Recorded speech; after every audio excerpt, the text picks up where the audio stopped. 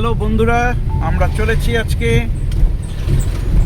স্বাধীনতা সংগ্রামী এবং বড় বিপ্লবী নেতাজি সুভাষচন্দ্র বসুর বাড়ি দেখতে, যেটি অবস্থিত হচ্ছে গিদ্দা পাহাড়ে কার্শিয়াংয়ে। এবং আমরা সেই পথে অনেক দূর চলে এসেছি। এখন আমরা রোহিণী ক্রস করছি। আপনারা হয়তো বাইরে আমার রাস্তা দিয়ে দেখতেও পাচ্ছেন যে পাহাড়ের ওপর দিয়ে আমরা চলেছি। তো এরকম নতুন নতুন আপডেট আমরা নিয়ে আসছি, আপনারাও সেটা লক্ষ্য করুন, সেটাকে করুন, ভালো করে এনজয় করার চেষ্টা করুন। আমাদের এরকম ট্যুর আপনারা লাইক করবেন, কমেন্ট করবেন, শেয়ার করবেন, কিন্তু কেমন লাগলো অবশ্যই জানাবেন। Thank you. So hi friends, আজকে এখন আমরা রোহিণী ক্রস করছি। আমরা গিদ্দা পাহাড় হয়ে নেতাজি সুভাষচন্দ্র বোসের বাড়ি দেখতে যাব। অবশ্যই লাইক, শেয়ার এবং কমেন্ট করবেন এগুলো আরও আপডেট পাওয়ার জন্য। Thank you.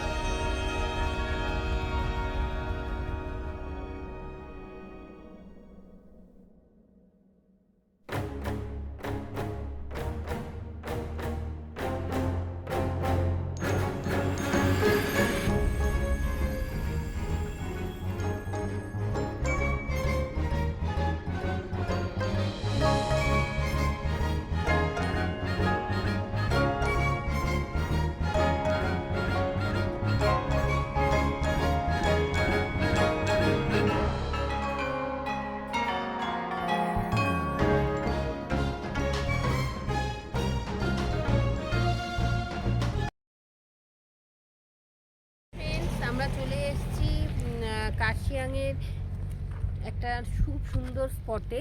আপনারা দেখতেই পাচ্ছেন আমাদের গন্তব্যস্থল হচ্ছে গিদ্দা পাহাড়ের নেতাজির বাড়ি।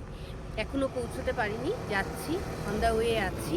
এটাও খুব সুন্দর জায়গাটা, কার্শিয়াংয়ের একটি স্পট। আমরা এখানে নেমেছি, ফটো টটো তুলে এখন আমরা রওনা।